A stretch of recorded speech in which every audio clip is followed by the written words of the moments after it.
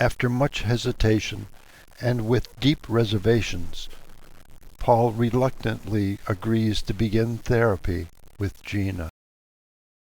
Yes, I do. Good. I'm glad. So, let's begin.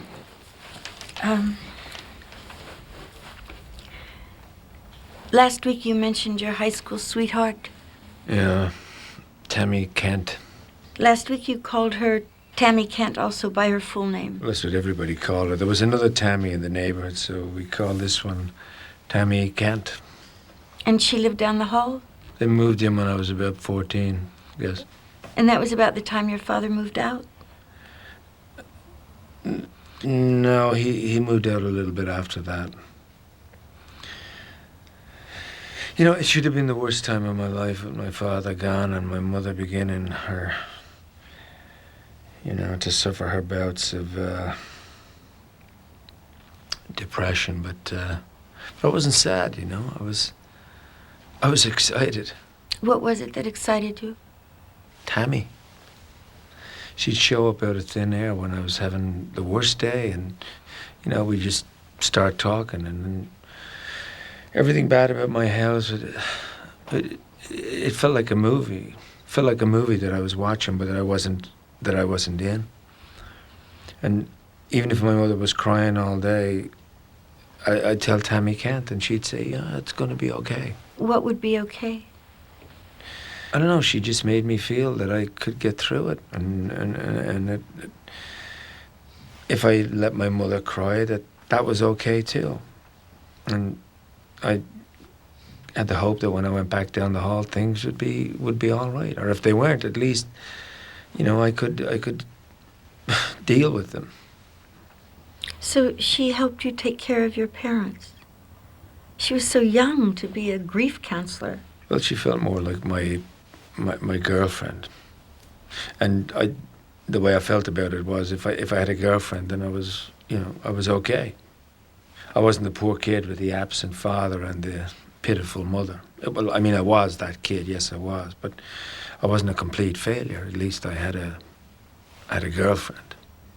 Did you have a physical relationship with her?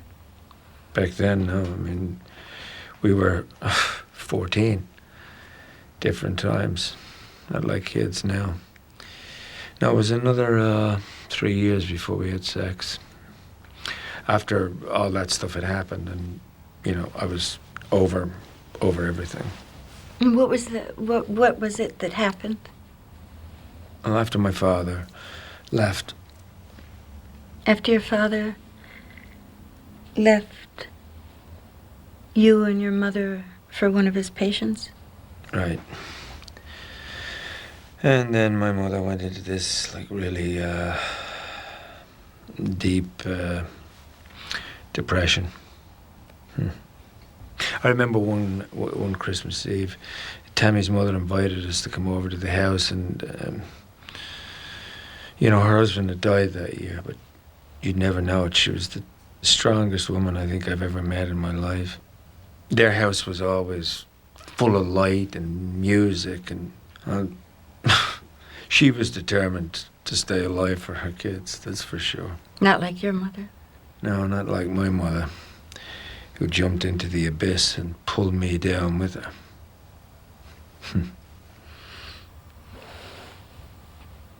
So, about Christmas?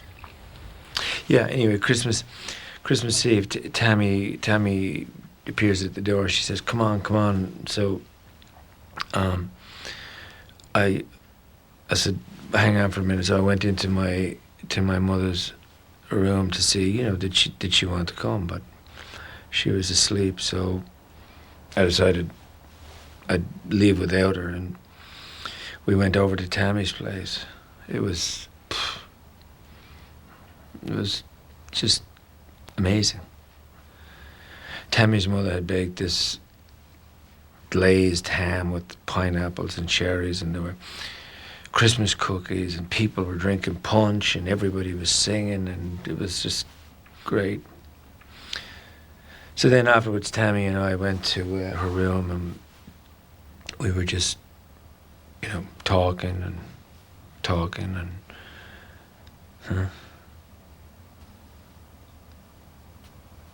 I think that was when I first fell in love with her.